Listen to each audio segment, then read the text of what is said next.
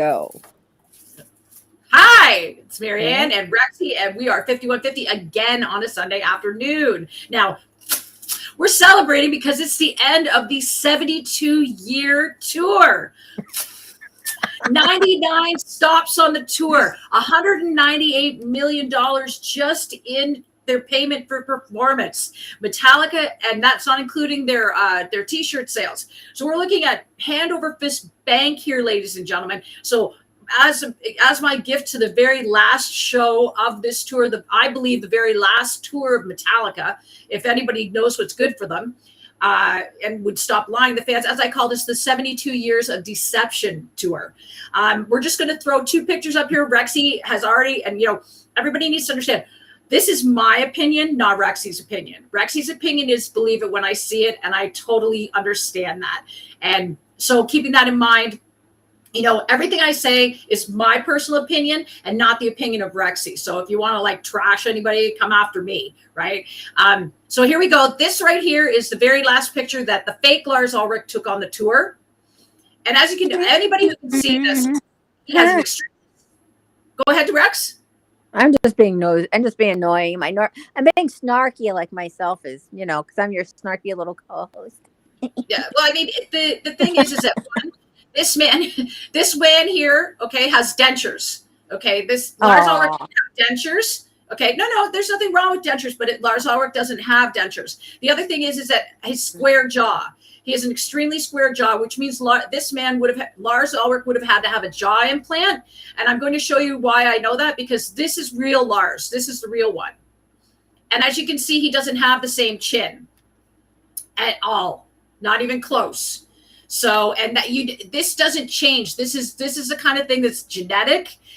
It stays the same. It doesn't, your chin doesn't get more square as you get older. Your nose gets bigger, your ears grow, but your chin does not grow. So keeping that in mind, this man here is not Lars Ulrich. I will die on this hill. So, and that's all I'm going to say on that. As I said, this week, Rexi and I got into a bit of a discussion with someone for 4.5 hours, which we didn't realize until that later. Oh, Spirit Man. What's that? Spirit Man. Yeah, whatever is, ghost of something, or ghost of the bell, or whatever. Spirit Man. Yeah, something like that. And so he was basically saying, first of all, he went into the fighting about Lars. And we can fight till we're blue in the face. I have lots of fair enough questions that make it so it's probable. And it's a hill I'll die on. As I said, let me meet him, because I can tell you if it's him or not. The guy fucking stalked me. I met him 5 times. I partied with him, and I caught him cheating on his wife. I know him right down to the soul, and I can guarantee you that's not him. Now, that's probably, the guy hasn't even mentioned the fact of that. But just the thing that infuriates me is that this is a man who is so cocky. He thinks the Metallica fan is dumb because they believe that this is Lars. And that infuriates me, because I don't think Metallica fans are dumb. I think a lot of them are hypnotized, especially by James. And James is lying to them, calling them family, while this guy is pretending he's someone he's not. Now, the fact that he's exposing himself to kids with cancer and things and young people, that to me is just reprehensible. It's wrong. And they're charging for these meet and greets. There was one girl, and she's sobbing when she met them. And it's like, that's not fair, because that's not Lars. Stay away. Say you're not feeling well. Say you're watching FIFA soccer, which is exactly what Lars would have been doing. Lars, when World Cup soccer was on, he was nowhere to be found when it came to interviews. Never. He was a huge soccer freak. This guy obviously is not the same, or at least he wasn't doing it the same.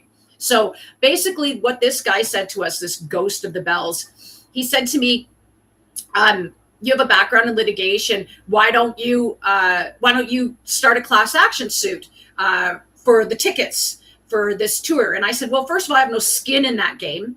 I was not at any 72 Seasons tour. I saw Metallica from 1988 to 2011 over 30 times, meeting them 5 of those times. So I have no skin in this game. And he's like, well, don't you want to help them? And it's like, okay, I think what people need to understand is that from 2000 till 2011, I was gang stalked by Metallica's fans. Okay. They were they followed me to shows. They were at shows. I was assaulted by them. I had my property stolen by them. I was gaslit by them. So why would I want to help them?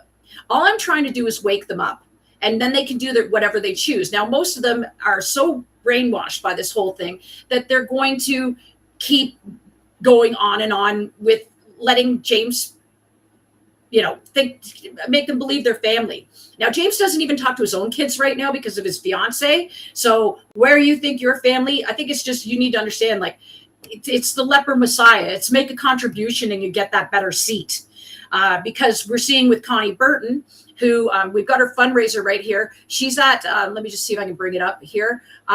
Connie's fundraiser right now is at, I believe, almost $12,000, and which is pretty good.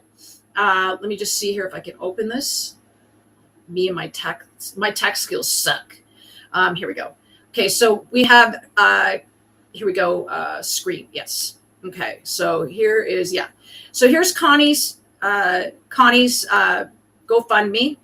It's at $11,492, and her goal is $15,000.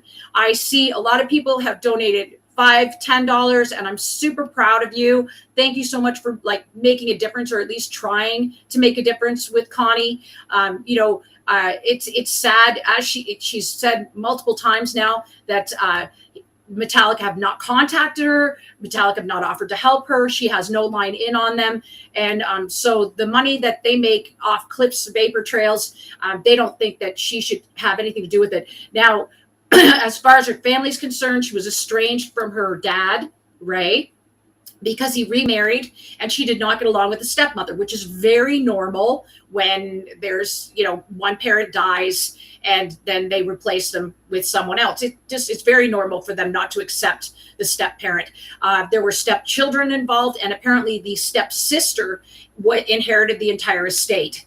So, I mean, who knows where Connie was, she was using for a long time. So she could be, we don't know what the situation was, but obviously there's a lot of bad blood. And, the stepsister now has the rights to the estate. Ray left her everything, and didn't leave a dime to Connie. So what we're doing for Connie is helping her get well and get this surgery that she needs. She's shown, if you go to her Facebook page, she actually has the digital video x-ray of her jawline and where it's decaying at the back and all that stuff. And so, this is a legit thing. And so, that if anybody, again, we're almost there. She's 74% of the way there. And so if anybody, or 76% of the way there. So hold on, let me just check here. She's 77% of the way there. So, if you can help her, the $5, $10, I'm watching those go up and I'm going, yay. I saw somebody give her $1,000 and I'm just like, wow. So, again, every little bit helps. Every little endorsement helps. It seems to have, the last 3 days, it stopped generating any money.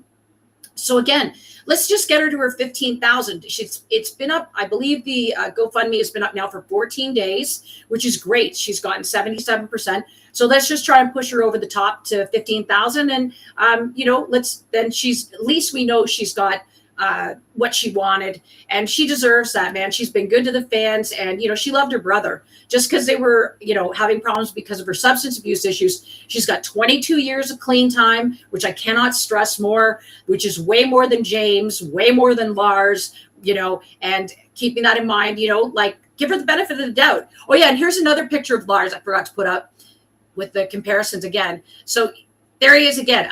You see the chin again, right? So everybody will just one more time. You see, that's not Lars. That's not his chin.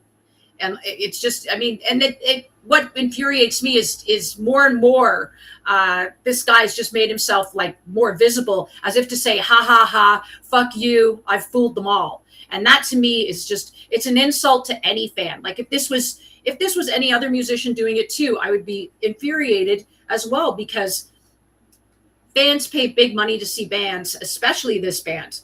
This band, these tickets were, people were telling me a weekend ticket in Europe was $500, $500 American. And that's a lot of money. And that's like without even a seat. And in North America, those seats were going for $1,000 on the floor to be packed in like sardines, and they can hold 20,000 people in that circle in the round. So I mean, that's a lot of money. And to be like, I mean, the law is, and then we'll move on. The law is, if you are changing the lineup of the band, regardless of who it is, you have to notify the ticket holder. I looked it all up, and these are the laws, at least in North America. I don't know about over in Europe, but in North America, you have to notify the ticket holder that there is a change in lineup, and then they decide whether or not they want to refund their ticket. And I think that these fans weren't given that choice, and whether who knows what we'll find out the reason. Let's hope we find out what the reason is why they've lied to the fans for this long. I know why, but I don't see why they should have continued. This tour should have been canceled. Now I know why it wasn't canceled was because in South America during the pandemic, they had to cancel the South American tour, and they were sued by all the promoters and they lost. And so their insurance premium is through the roof right now. And so, missing shows and stuff like that was like, it gets expensive. But at the same time, lying to fans long term, that's going to be expensive. There's going to be a lot of people who are going to be like, okay, I get it. Lars was a bad person and they had to carry on, blah, blah, blah, which is fine. And as I was saying to Rexi, the way you'll know how it happens is either I'll keep saying it until the truth comes out, or I'll go silent because I've been paid off. And I'll take that payment. Thank you very much. I am no fucking hero here. I am no martyr. I am no nothing. I want to be paid. And then there's lots of other things we can talk about. Way more. Right? Is Rex there? Oh, yeah. Okay. Yeah. So, yeah, there's lots of other things we can talk about, right? Oh, sure. I mean, I was just having you go with it. I'm like, okay. I was just making sure you're still expecting me to say something. Okay. All right. Well, so we're done with Metallica stuff. I can say something now? Oh, okay. Yeah, I know. Okay, so there you go. Woo. Hopefully that's the end of it. As I said, they've been done now for a week. And, I mean, I just did the numbers on how much money they made, not including T-shirt sales. And it's a bundle.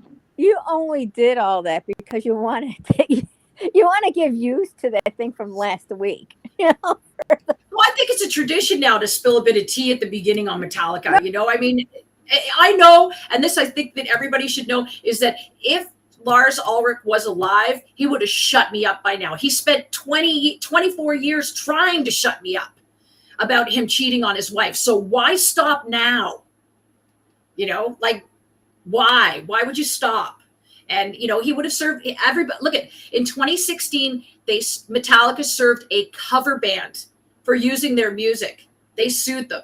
They served them with legal papers in 2016. So they never stopped suing people, and they wouldn't stop now, especially because they have my lawyer's contact. They would have contacted him and said, cease and desist. It's a very simple letter. I served one this week on somebody, and so, this is the thing, is that it's just like, if this was Lars, I can tell you, he was calling my work, he was calling my family, he was calling my friends, defaming me, discrediting me, and now all of a sudden he's gone quiet. Well, why is that? I know why. So that's the end of that. But anyway, I just don't like the fact that fans are being lied to. It wouldn't matter what genre, it wouldn't matter what band, but when fans are being lied to at this epic proportion, it just makes people think, hey, there's somebody watching on Restream. Hi, everybody. There, we got one person, Rex. Woo! Here, we'll celebrate some more. I'll use a yellow on this one. Here, this is like the Metallica yellow. These are left over from Yngwie Malmsteen last week. Oh, yeah. Richie Sambora's birthday on the, I believe it's the 10th. So happy birthday, Richie. He's another one that the guitar tech friend of mine works for. He calls Richie Sambora his guy. So says he's the nicest guy in the whole world. Oh, Rexi's gone. Okay, so we'll just see if she comes back. I think her phone overheated. So anyway, we'll move on then. Wow, it feels weird to do it without her though, but we'll do it without her. Okay, so we'll move on. The other thing I had here is I have a picture of Brett Hines. Basically, this is the corner. I believe it was in Georgia. Oh, here she is. Okay, she's back. Hi, Rex. Did you overheat? Hold on a second. Let me get this down. You overheat? I can't hear her. Now she's just going to mess with us. I wonder if Rexi, where are you? Anyway, okay, so we'll move on and we'll just see if she comes back or not. This is what happens when you talk for 2 hours before we actually record the show, which is hysterical, which is so us. So here we are. Okay, no, Rexi's here, but okay. Anyway, so basically on this corner, she hung up again. So on this corner, I don't know if you can hear me. Yeah, I think you can hear me. Okay, so on this corner is where Brett Hines had his motorcycle accident.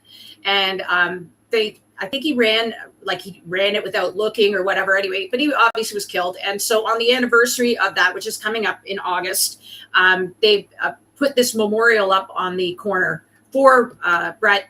And Brent actually photobombed an interview I was doing with another underrated guitarist that I wanted to mention, which is Tim Salt from Clutch. And Tim and I did an interview back in 2015. Let me see if I can get it here. And he was absolutely amazing. He was like, it was my first interview too. So, I mean, I really needed some, like, I mean, they put me with a tough person because he normally only did interviews with guitar magazines. And like, I'm not, obviously not, that person. And so we actually talked for over an hour, and I wasn't a big Clutch fan at the time. It wasn't that I didn't know a lot about them. So when they came upon this interview, they offered it to me. And I mean, I was going to the show anyway. So it was my first time seeing Clutch, and not my last. They are like one of my favorite bands now. So anyway, he was really amazing, and just a great guy. And that was, that was 11 years ago, which is just nuts. I can't believe that. But again, another underrated guitarist, another guy who, I mean, this guy's fantastic. I can't say enough good things about Tim. I can't say enough good things about Clutch in general. JP Glaster, again, is another one who's a great drummer. Dan Maines, and of course, Pastor Fallon. They're such a great band, great jam band. They don't like to be called metal. They like to be called go-go, which I guess is a genre. I'm so not cool on all these genres anymore. But let me just show you the pictures that I got of this when we did the interview. It was fun. I had a good time, but like I said, it was my first time. It was my first interview. See, there's Tim. And so, hold on a second. Do they have pictures of me? Yeah, there's Tim and I. Hold on. Go down. There I am. Me with my friggin' glasses on. Anyway, and he's just super nice guy. Couldn't ask for there. That's a better one. So we were in London, Ontario, back when I carried that bag. Oh my God, that bag is heavy. Trust me. Anyway, we were in London, Ontario, and he was really, really nice. Like, it was my first interview. It was the first time I had interviewed any artist at all. And so having somebody like Tim, who doesn't give interviews usually is somebody else. He pulled the shortest straw that day, and we got it, and we ended up becoming friends. Just a super nice guy. So when we were doing this interview, Brett Hines from Mastodon, because it was a Clutch Mastodon tour, came and he photobombed the interview. It was pretty funny because I was like, kind of like, what's going on? Who is this? So yeah, we had a good time. They're all good guys. I mean, I actually met Bran a bit later in the day that day, Bran Daler, who is the drummer for Mastodon. And right at that time, there was an article that Brett Hines had put his dick in Lars Ulrich's pocket at an event. And so I didn't know which one was Bran at the time. And so when Bran came up to me, he's just a doll, and I said, hey, are you the one that put your dick in Lars Ulrich's pocket? And he goes, no, I'm just the drummer. And that's just the kind of people that they are. They're just good people. These Southern state people, I mean, Clutch are from Virginia, and I believe that Mastodon are from Georgia. So, I mean, they're just really nice people, very accommodating. I had a really good time. And yeah, it was a fun show. the only thing that was that people were vaping in the audience, and I don't mean cannabis vaping. I mean those like the nicotine vaping, and it was pungent, and so we had to like leave at some point. So moving on. Oh, I know what I was going to talk about. We'll talk about this now. A little more Metallica, but then I think this is an important thing, and it goes beyond Metallica. I've been contacted by a lot of women fans of Metallica, and mostly James Hetfield. And they're contacting me and they're telling me about being contacted themselves by someone who's telling them that they're James Hetfield. And now I get it. A lot of people would want to talk to James and stuff like that. And I've been catfished by him, but he goes under different names and things like that. I know it's him though. He's easy to catch. Most of the time, the best thing to do is if you know anything about the guy you're talking to, just find out what his favorite bands are and then question the person. But what I would normally suggest, what's happening is that these catfish, these scammers, mostly are out of Mumbai or Nigeria. And what they do is they come on and pretend like they're James or whomever. I've had Chad Kroeger, I've had Kid Rock, I've had Brad Pitt, all sorts of things. And the first thing they ask, first of all, they talk to you and they, oh, thank you, fan, for being such a great fan, blah, blah, blah. Have you ever met me before? And of course, for me, it's like with these guys, it's like, well, you fucking know me. If you know, I know your crew members. Tell me who this crew member is. So I start quizzing them and then they tell me to fuck off and they get all mad. But for everyone out there who is getting these emails, because I mean, I'm meeting women who have, you know, basically either reported them, blocked them, or gone all the way to like, because, you know, I mean, there's a lot of women who have like a real big love for James and other musicians. And so they're willing to put out money. And I've heard up to $50,000 on these meet and greets that are non-existent. So what the person will do is they will say, do you have a membership card? And first of all, I'm going to tell you, as I said, Metallica just made $198 million just in costs, like for the production for their show through the promoters. So they don't need your money. Okay. If any musician, any artist ever asks you for money online, it's not them. Okay. These guys don't ask for money. Second of all, most of them, they're, I'm rubbing my nose because I'm sweating. Sorry. So, most of these guys, their PR team runs different things. Like Jerry Cantrell, he has access more to his Instagram than anything. But other than that, I mean, even Chad Kroeger, it says, you know, if it's not verified, then it's not me. And so keeping that in mind, you know, with these people, they come on, it's a, you know, and they tell you, oh no, this is my one away from that because I want to get in close with my fans to chat. And I know, you know, everybody wants to talk to these guys and everybody would like to feel special in that. But, and there's no problem. If you want to talk to that person, go ahead. But do not, if they say to you, I want you to go on WhatsApp or Telegram, don't go. What they're doing is they're trying to harvest your telephone number. And keeping that in mind, you know, the thing is that they'll harvest your telephone number and then they'll do things with it. And you don't want that. You don't want to give them your email address at all. Definitely not give them any of your banking information and do not give them a dime. If this is the person, especially James Hetfield, I mean, the guy's rich. The guy's worth like $500 million. You know, he doesn't need your money. So these people who, you know, and they get angry and stuff like that. But, you know, I know the most important thing is to, you know, be strong. And everybody wants to talk to these guys. And there are ways, you know, if you have something you want to tell, like we'll just use James as the example. If you have something you want to tell them, go to info@metclub, metclub.com and send it there. You know, it'll be done through staff. But if it's legit and they think that James needs to see it, it'll go. Like, I mean, if it's a fan letter or whatever, mail it to HQ. You know, if you Google what is Metallica HQ's address, they have a full mailing address for you. Mail it to them, you know, I mean, easy access through the internet. The one thing I always say to these people is that, will you video chat? And they're always like, I mean, I heard every excuse. I mean, I get guys too or people, it doesn't know if it's a man or a woman, who will say that they have been they're on a military base and they aren't allowed to make phone calls, but they're allowed on social media. Okay, I gotcha.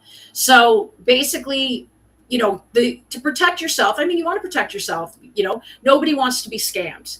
And so, the most important thing that you can do is ask these people to prove who they are through video. And if they can't show a video of themselves live, like we are right now, like I am right now, then just keep moving, man.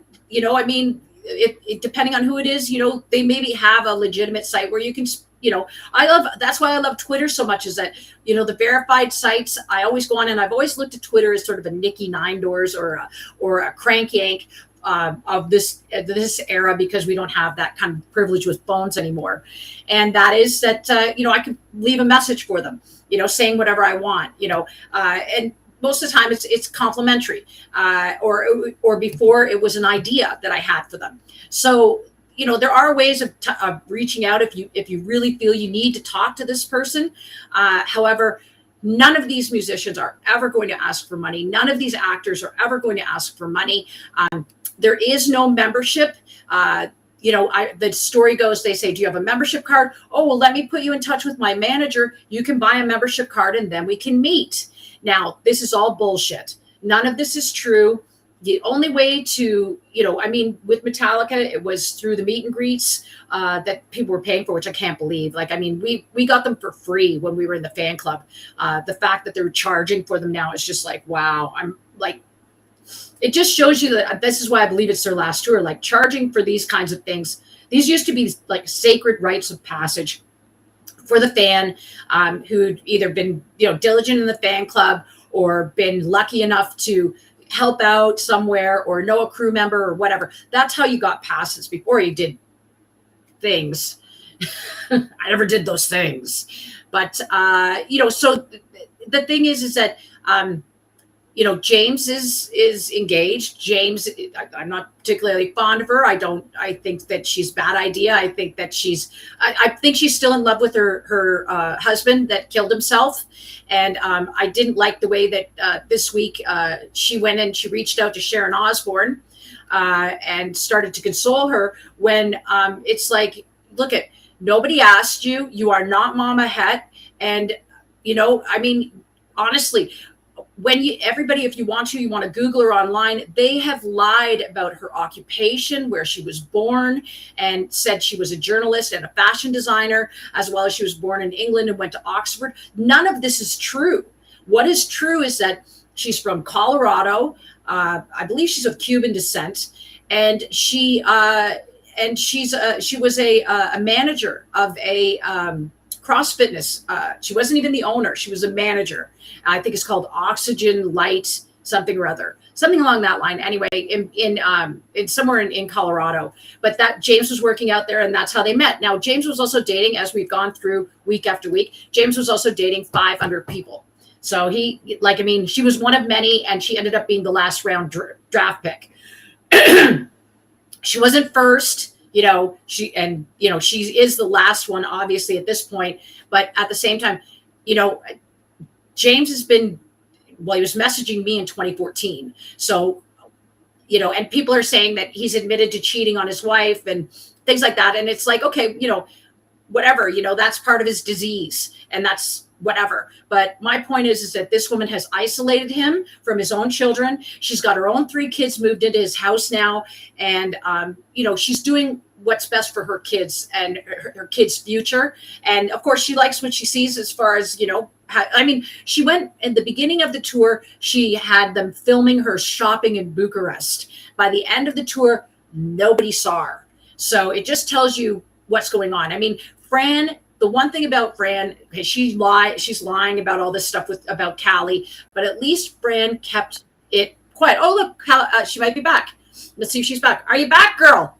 Yeah, I'm back. Okay, so I'm just done. I'm just talking about I did everything else, and then we can move on. You don't even have to put up with the Metallica bullshit. But I was just talking about the women that have been played for money by people saying they're James, like that woman that like $50,000. Mm-hmm. Okay, cool. You know what I mean? Well, yeah, I know which one. I know what you're talking about. Yeah. Yeah. So anyway, I'm just put like, but, that's okay. as long as basically I'm back by the time you get the pictures and everything up. So Yeah, I mean the thing is it's sad because you know you don't want to see anybody like again. This is me protecting the fan because I don't want them to get ripped off. You know, and especially for women, like I mean, I get it, like especially women that are around our age or maybe a little bit younger, there's that biological clock. But I'm talking to women who are like, one woman was like, been there, done that. And I'm like, can you elaborate? You know, yeah, I'll keep it anonymous, right? What do you mean been there, done that? And then another one, you know, she's like contacted me and she's like, he says he loves me, but he wants me to pay a membership fee. And I'm like, girl, that is fake. And then, you know, but you know, I mean, you know, a lot of people, it's like, you know, whatever's going on in their life, this was just like a glimmer of hope. And I get it. And, you know, and that's why I'm like very overprotective of these people because, you know, these are the loyal fans. These are the ones that, you know, they really, you know, some of them, this is like, it's like they're, when it comes to Metallica, right? It's like in their veins. That's what they want. And so, you know, somebody contacts you and says that you're going to meet James, you know, fuck, you know, a lot of women, that's their dream come still true. don't get why they're like that, but what can I tell you? I met James in 1998. Like I said, he jumped down off the stage in 92. And it was sort of my goal from then to meet James. And when I met him, Callie had just been born and he was like, he had a big beer gut and he was looked exhausted. But it didn't matter, right? It was sort of like, okay, score, you know, met James. And then it was sort of like right when I went into recovery in 2000, I was like, we went to Foxborough that summer to see them. I was like, you know, I'm going to meet James. And I lied, you know, I lied to the Met Club president. I would like, she wasn't even a fan of Metallica. So it was like, you know, she was easy game. And I just like, you know, I was like, today I'm going to meet James. And I fucking did. Yeah. And then I know. 4 years later, I met him again. Yeah. I still don't get it, but okay.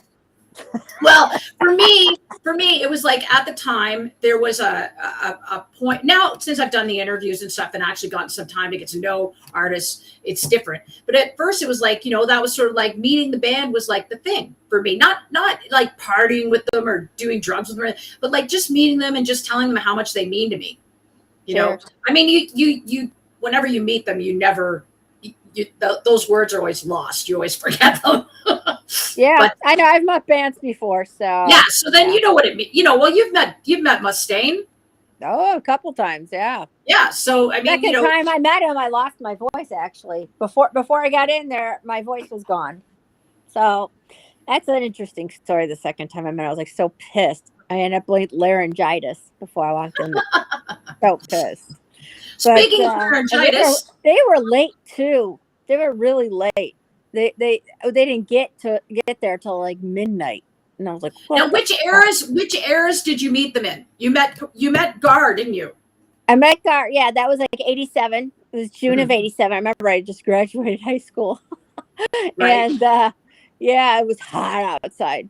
And then I met him again in, I think that was 2001. And that was like the World Needs a Hero time. Yep. Yeah. And here's our picture of Dave Mustaine for the week. This is Rexi's choice for the week. There you go. Aren't you pretty, Dave? Black and white, Dave. That's a nice. So shot.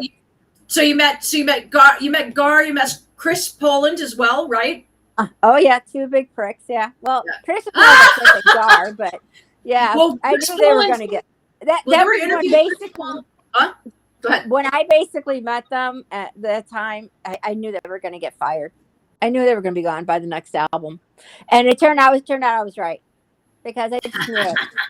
And, I did the same thing with Jason. I did the same thing with Jason Newsted. I met him twice. I met him in 98 and then I met him in 2000. First time I met him, see, James used to come out and steal the thunder from the women, right? Like Jason come out after, but Jason was the only one who ever came out every single time. Never missed a meet and greet ever. Like before 2004, before James went into rehab, for them, they considered it optional to meet the fans. It was optional. And then after that, at 2004, all four of them started coming. But James used to come out and like sort of, outshine Jason, because all the girls would be like, oh, James, oh, and then Jason would come out. But in 2000, when Jason came out, he was so nice and so on fire and just so happy. I was like, I turned to the girl beside me and I go, I think he's going to quit. Yeah, and you know what? This was about me, not about your meeting Metallica. You asked me if I don't. Okay, go.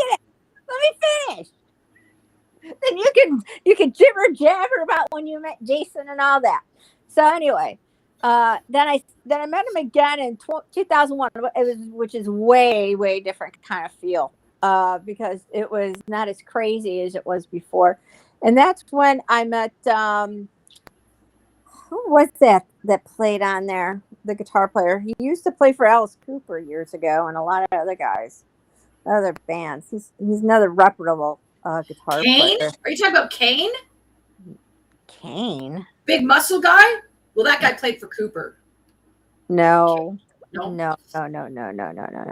And then Cooper turned to letting women play guitar. And Can then he you get got online and basically check it out? It was on World Needs a Hero. I can't remember his name, but he played with Cooper. He played with a lot of people. Okay. It was in 2001, I believe. I think it was the same year, basically, the Twin Towers hit.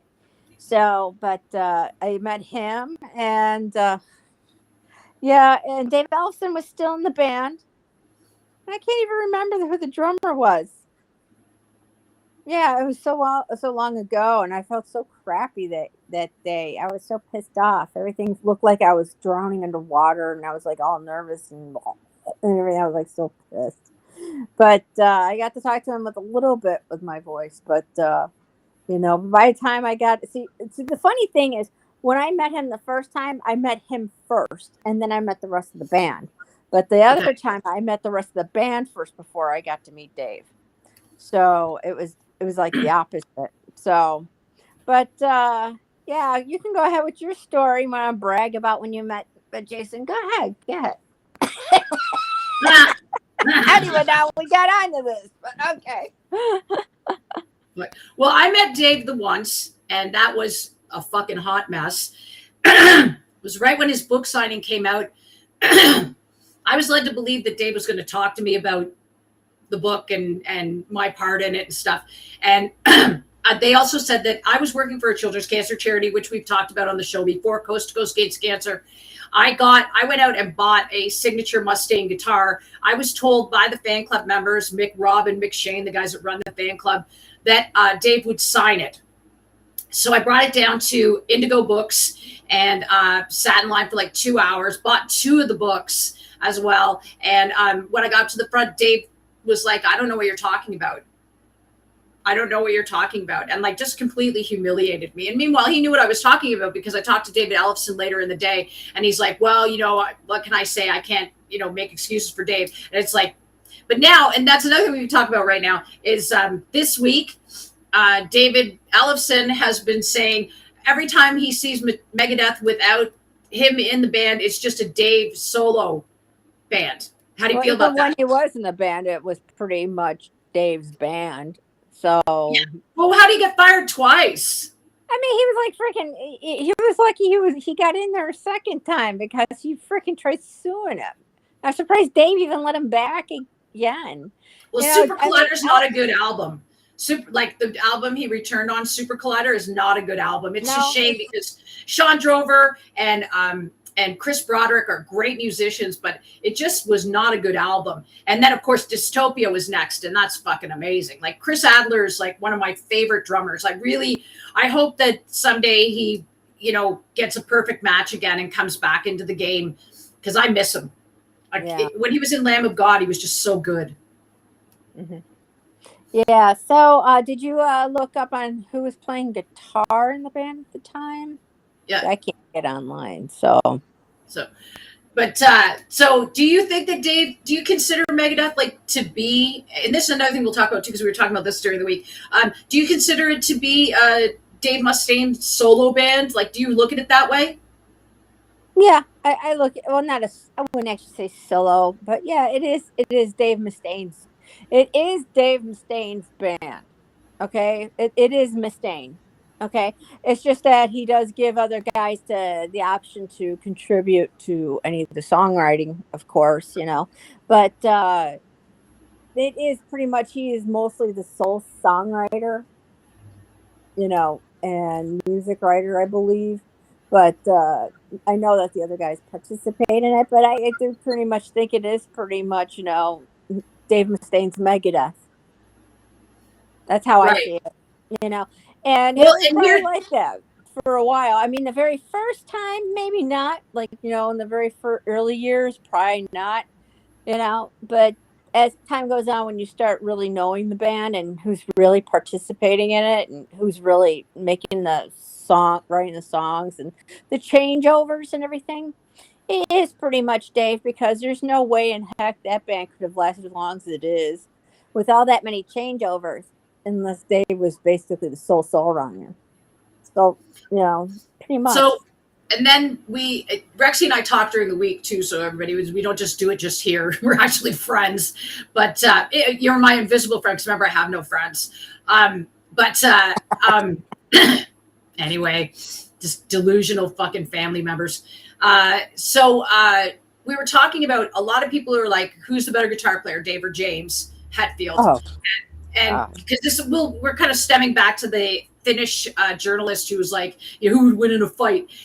But what we were talking about was vocals, and I was saying that when it comes to Megadeth songs, they are tailored for Dave Mustaine's voice.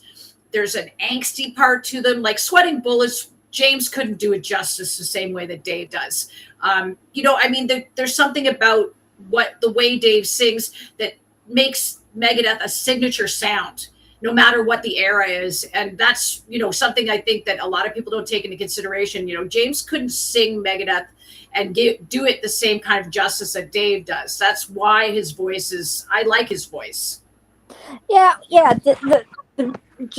Dave basically, and the band basically is designed for his vocals, because Dave is not really what you call an actual great vocalist, but yeah, he's suited for what he's doing. You know what I'm saying?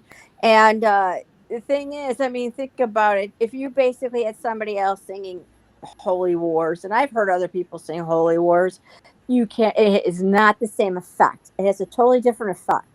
Yeah, exactly. Dave's effect, the way he does it, it really kicks you in the ass. You're like, whoa, yeah. But then you hear somebody else sing, it's like, yeah, it's just not the same. It's like Holy War, like Hangar 18. Like, it's just none way, of their songs.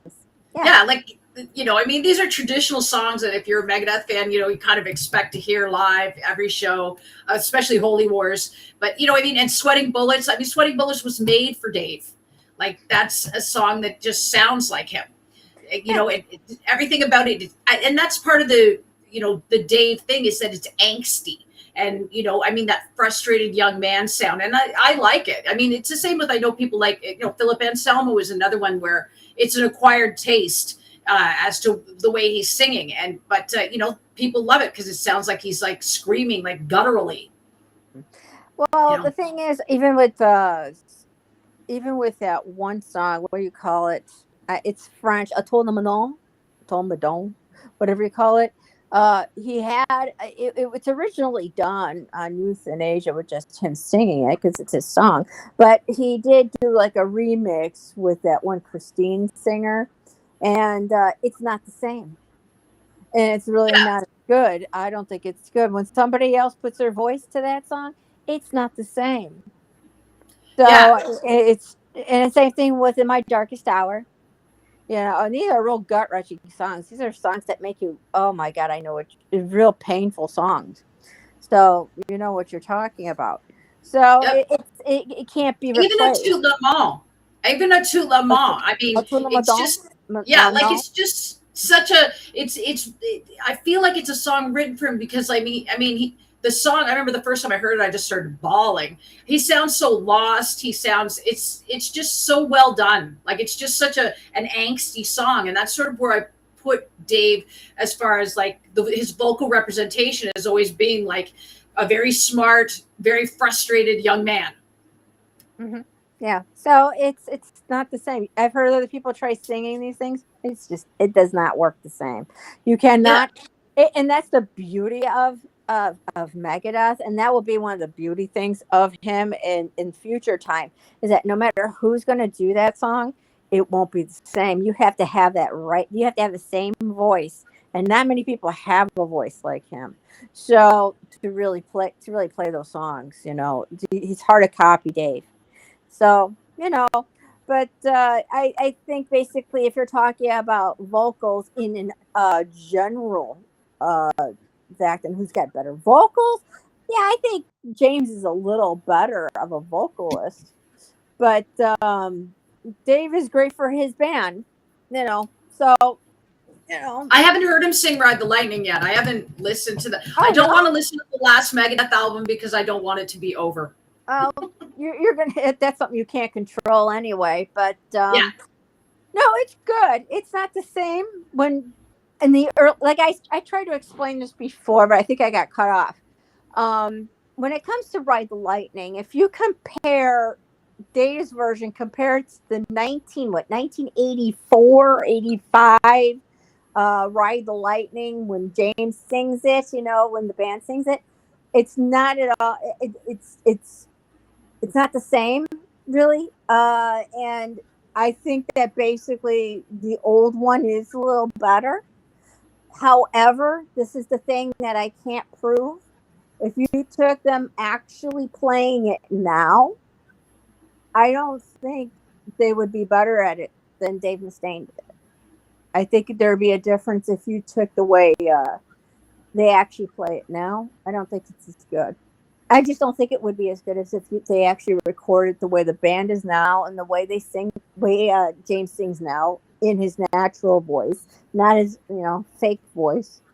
And Well, and he's also had the vocal surgery. He's had throat surgery too, same like a lot of people. And he's come back. I mean, that's the thing. Like they wrote him off and said that he would never play guitar again. And then he had this throat surgery. His book comes out next September. It comes out in September 26th, I believe, in My Darkest Hour. And it's all about his fight of cancer. Oh, sure. No, I was talking about James's natural voice. Oh, James' voice? Yeah, Well, if you take James's voice now in his natural voice, not with backing tracks and all the funky shit, I don't think it would be as good as Dave's. And even though Dave doesn't have a great voice and he's not really as good of a singer, I think it's because all the band participation in there. I don't think I don't think Metallica musicians can play it as well. So, well, like a lot of people, I'm not sure if you know this, but like the shrieky James all the way across, he was not trained at all. And then somewhere in the mid 90s, he blew his voice out singing So What? And he had to retrain his voice, and he went to a Jewish cantor, and that's how Geddy Lee, Geddy Lee is the same thing, is that he learned from a cantor. And so that's why his voice is so different now. I call him Vegas James now because, he's like, just everything is it just seems so showy to me now. It's everything has to be perfect. And I'm more of I like spontaneity, like, like power going out during Iron Maiden shows and shit like that. well, yeah, it's all a spectacle now. Yeah. For them. It's not really like your good old hardcore down to earth thrash band anymore. It's a mainstream pop Hollywood glamour bunch of bullshit, and it's just all show and no soul. Yeah. Well, and speaking of throat surgery, John Bon Jovi just started. He's got a 9-date residency at Madison Square Gardens right after Taylor Swift. And he's just come back from 4 years after vocal surgery. He's getting better night to night, but apparently the first night there was a lot of people who were like telling him pack it in. And I thought, shame on you guys. Like here he is, like putting his all out there for these people. But I found what he's doing is very similar to what Rick Emmett did on this last tour as well, which is he's allowing the other guitarists to harmonize with him. And he's sort of walking through songs as opposed to really like batting them out the way he used to. And I think over time, as he goes, it's going to get better. You know, he's present as far as physically and that is concerned, but his voice is definitely, it needs to, you know, I mean, but that's the only way to look to get it to come back is to keep singing. Yeah, well, I'm not a Bon Jovi fan. I never thought he had a good voice in the first place. So, no, I'm serious. I never was a Bon Jovi fan and never will me. I always call him Bon John Blow Me. You know, I hate his music. I think it's boring. It's very bland. Is the Their way concerts are not though. I just think, I saw them back. I saw them back in the 80s on the Slippery When Wet tour with Cinderella opening, and they were amazing, man. That's a funny story. I don't know if I would tell that one on the air, but it has to do with me, a girl named Charlene, and some mescaline. Yeah. I mean, if someone basically said, "Hey, Chris, you show," and I had an extra, I'd go see them, but I'd never go out of my way to go see them, you know, because I was never a fan. So, well, the Sambora's Guitar Tech performance, you know, but I don't really like them as, you know, a band. I don't like their music. Yeah, no, Richie Sambora's Guitar Tech. The one thing that Bon Jovi always did is that, you know, I had this tradition with the tech, and every show, every time I was in Toronto, they always made sure I had tickets. And, you know, from 2009 until I moved out of the city. And, you know, I mean, you know, that's the band being accommodating. And I really appreciate that. Like I found the staff that worked for the John Bon Jovi or the Bon Jovi staff in general, really nice people. Very nice, no attitude, and yeah, just a great group of people. Great group, obviously, great group of people to work with too. So yeah, it was a nice experience. I wish him the best of luck. This tour is called Forever, and you know, I just hope that he is getting what he wants out of it. He deserves it. It's, you know, he's been performing now for almost 50 years. And, you know, the fact is that, you know, all 9 of those shows at Madison Square Garden are sold out. So yeah, I have other issues with John Bon Blow Me, so you know I won't get into that. So yeah, no, I always had a good time at Bon Jovi shows. Like, I mean, you know, I mean, it's part of my past, it's part of my soundtrack of my life, and you know, I was always the hairbrush rock star, and you know, definitely Bon Jovi was on rotation. So you know, you know, I mean, they've got enough of a repertoire that I enjoyed seeing them. They're playing a Blood on Blood, which is like one of my favorite Bon Jovi songs off of New Jersey. And, you know, they have one of the guitarists that replaced Richie Sambora. We can't really replace him, but anyway, he's the guitar player now. His name is Phil X, and he's from Mississauga, which is part of Ontario, Canada. So sort of a hometown boy for us. So big love. Phil X was also on the Triumph tour. So he's the real sought-after hired gun. Very exciting. Okay, we'll move on from Bon Jovi. You there? Oh, she's cutting out again. All right. Well, yep, she's cutting out again. All right, so the next thing is that as we go along here, I've been going through these GoFundMes with different musicians and such. Now, I'm not familiar with this actual guy. His name is Sean Glass, pardon me, where I got Jamie from, I don't know. Sean Glass is his name. And he is big in the, he was big in the scene for 40 years in Chicago, well, not Chicago, but Chicago, Illinois area. I'm just going to try to bring up his fundraiser. Here he is here. So this fundraiser has been started for him. Apparently what happened was this guy is like one of those guys who was always connecting people, making sure that if you needed something, he was there for you. And he was in a bunch of bands. So I'm going to try and get the names of those bands right now. Try and roll this down here. Yeah. So he was in a band called Terminal Death, Syndrome, Broken Hope, Soil, Dirge Within. Hopefully I said that right. The Bloodline, and most recently a band called Repentance. And he's very well known. There's lots of images from the past with him, with multiple musicians, all different. Like I saw Dino Cazares from Fear Factory posted a picture with him. So what happened to this young man? He's the same age as I am, so he's 57. And in May, he had a stroke. massive stroke, and he was on life support for all of June. And he passed away at the beginning of July. Now he's let this little fella here is his son, and his son's name is, here, I got to check it again. His son's name is, I had it too, Maddox.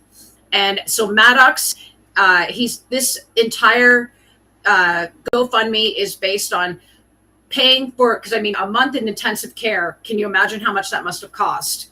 So they've got these bills that have been left behind by him, unfortunately, because of his stroke, and the young man, and then for his Maddox, they're trying to create a future for the young man, make sure he gets at college and the things he needs. So anybody who's interested, this is another one where $5, $10 doesn't make a difference. This is somebody I'm going to be donating this week to this, and to me, it's just like, you know, doing these little things. You know, I don't usually talk about you know, doing them myself, or when I do them, I don't talk about it, because that's sort of, there's a mensch rule with that.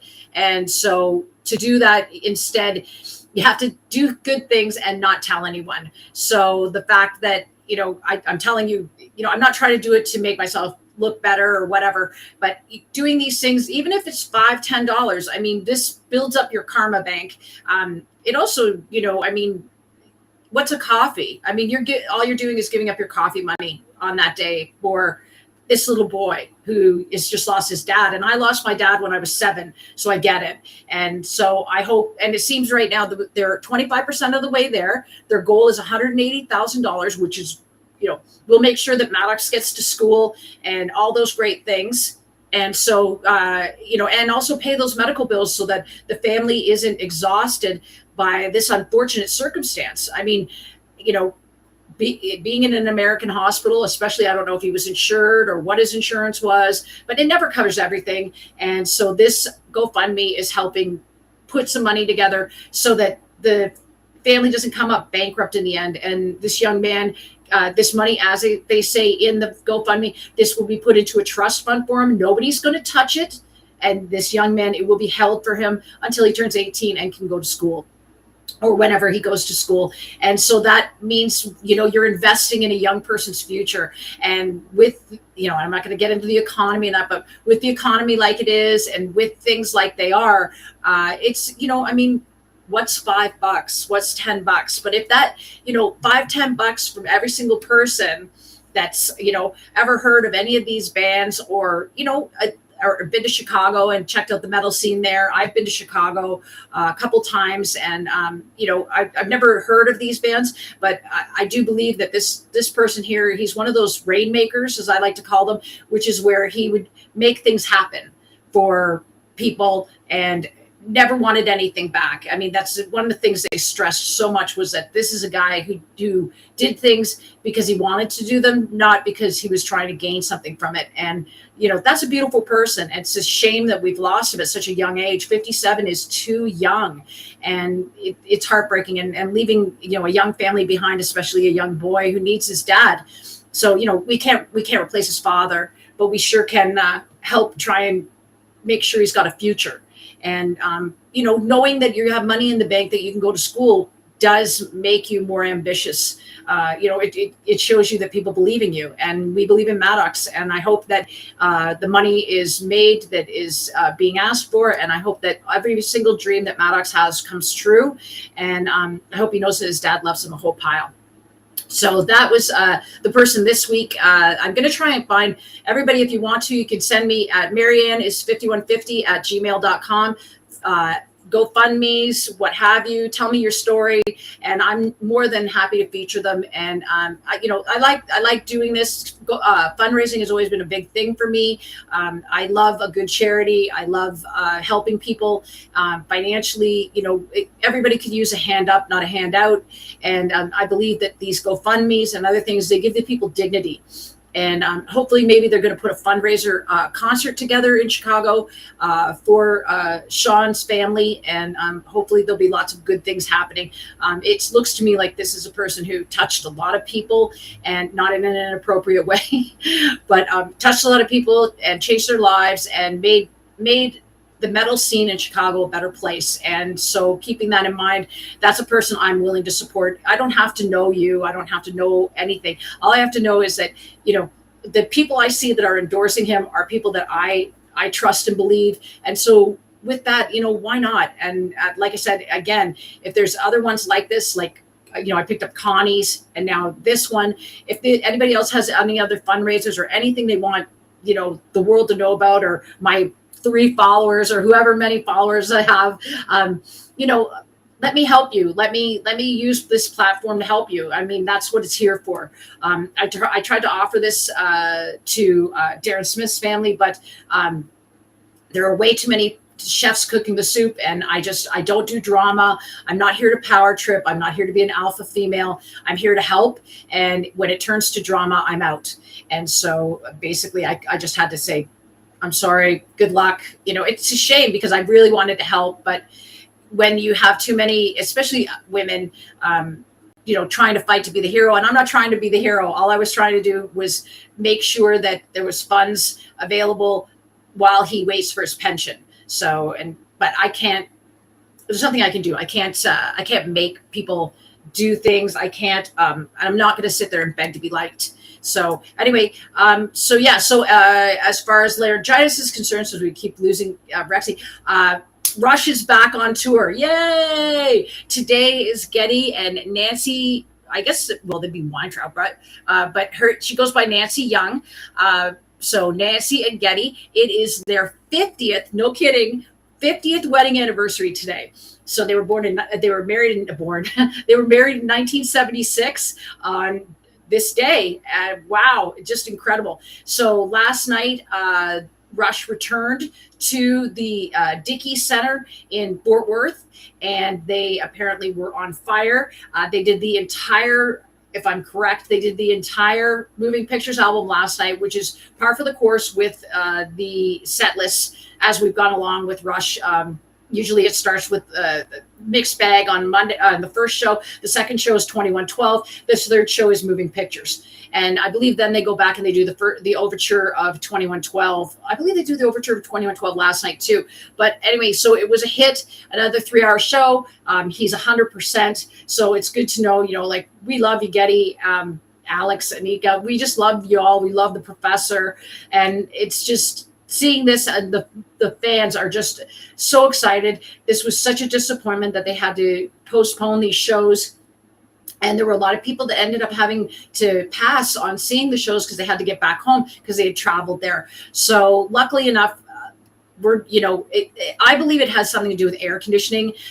Whitney Houston used to be a big one for not having air conditioning around. I find it even affects me. I had a little bit of a cold this week, but I'm not getting Lee or Whitney Houston, trust me. But so they just, happy anniversary to Ged and Nancy, and glad to have you back, Ged, and, Rush on. I'm really happy for all my Rush fans. And, I'm looking forward to seeing what the rest of this tour has in store. And I do hope that there are no more postponements. And I'm just glad that the Dickey Center was available so that they could reschedule them so quickly. And with that, that's great. So, okay, I'm just trying to think if there's anything else here. I've just got a couple of pictures of Jerry, and then we'll make it a quick one today, and then everybody can go, oh my God, thank God, we don't have to listen to her. Here's a picture of Duff McKagan and Alice in Chains, because he's trying to anyway, I thought it was cute and funny. So if it's cute and funny, I got it. So there's one. And then my other Jerry Cantrell picture of the day, because I love him, is this one, and I love this picture of him. So cool. He's just so fucking cool. It's not even funny. Like, way cooler than cool. Like, it's like, he not only is he cool, but everybody likes him. That's one of the things that I really love about Jerry Cantrell, is what you see is what you get with that man. And you never have to kind of second guess him. You know what you're getting. And you can even see when he walks into a room, people feel comfortable with him because they know that they're not going to get bullshitted, and they know that what they're getting is the exact person that he claims to be. And, I think he's a great human being. I think he's got some great staff, and it's just a great band. And I'm looking forward to seeing what comes next with with Alice in Chains. Jerry's always working on solo stuff. And it's cool that he did 2 solo albums very quickly within 3 years of each other, right during this whole drama with me and the stuff that happened from 2019 or 2018 to 2024. So he produced 2 albums under Cantrell. He did Brighton. And there's a couple of songs on there that are about me. And everybody goes, no, whatever. No, they really are. Siren Song is about me. Brighton is about me. It's like Never Fade on the Alice in Chains album is about me. They said it's about William Duvall's mom, grandma. But the thing is if it was, then why would they say, what did they say? They say, you think you're someone that you're not, something like that. And it's just like, the whole thing is it's just about, Jerry just saying I'm a rock star, which I think is very cute and nice. But the joke was when they were going into pre-production of the album, people were dissing it, saying, it's time to pack it in, blah, blah, blah. And I said, actually, this album is based on, I said the running title of it right now is Heavy AF. And of course, Rainier Fog is heavy as fuck. And so that's where that comes from. Believe it or not, like everything else that I do on here. And we have one more, which is Jimmy Page in Paris. This was for Rexi. So there we go. This is Jimmy Page in Paris just recently. And again, all these guys are legends. We're supposed to go through a little bit more. We're going to get more into that stuff now that we don't have to talk about Metallica drivel. Let's hope that that's pretty much over. That's pretty much it for this week. I mean, usually I'm used to doing the back and forth with Brex, but her phone's is overheating for the day. So, computers, they don't mind and you don't matter. Other than that, I want everybody to have a good week. Be nice to each other. This was a short one, so you're welcome. And if anything comes up during the week, I'll keep you updated. Again, like I said to all of you people that are being catfished and scammed online, none of these musicians want money. None of these musicians have membership cards. None of these musicians have managers that are going to ask you for money online. So don't do it. I promise you, if you want to, even double check, go to their verified accounts, go to their fan clubs and ask, show them the address. The other thing to do is report these accounts to whatever it is. I mean, I don't know what it's going to do, but the most important thing it'll do is just shut it down and make sure that no other fans get ripped off. So protect yourself against scammers because, they don't care. Like their job is to rip you off. They don't care about your feelings. They don't care about the more money they can get out of you, the better it is for them. Like their job is to rip you off. And again, that's one of the reasons why I've been so hard on Metallica is that I cannot stand people getting ripped off because they're a fan and the things that happen to them. It's not fair. And so, keeping that in mind, it's just, I just want everybody to have a good week and take care of each other. And like I said, it's not hard to get caught up in thinking that it's somebody famous talking to you and, makes you feel good. And I get it. But at the same time, none of these people want your money. None of these people they're not looking for your money. Anybody that's asking you for money, especially online, or your phone number or your email address, they're phishing. And don't let them, protect yourself, protect other fans, and, expose these people as, the losers that they are. I mean, the unfortunate part is I'm hearing women are actually getting to the point where these men are phoning them on their telephone. So they have their number and leaving messages and asking for money. And it's just like, I'm glad that these people are so far away that they can't get access physically to these women. But, it's disturbing. Like, it's just a shame to be playing on people's confidences. So anyway, that's the end of this show. Like I said, how the hell did we get here? I don't know how the hell we'd wind up like this. But, that's one more thing. Nickelback is on the, they're doing an update where basically I've added myself on my email and they are filling in this. It looks like a round. It looks to me like it's a compass, but who knows? And so within the next couple of days, Nickelback will have an update for us as to what they're up to and what they're doing. And so I'll look forward to that. I didn't really like Get Rollin'. for various reasons, which we won't get into. But I did like San Quentin, the one song on the album, which is really good. The rest of it was kind of, they've gotten kind of formulaic. Nickelback has in the last couple of albums, and it's a shame. Kind of since Dark Horse, whereas I'm more like a Long Road, Silver Side Up kind of girl, Curve, and things like that. Like the early stuff. Like I was an early Nickelback fan and got to see them right at the very beginning of their career. I saw them in a bar with Default and Theory of a Dead Man. What a great show.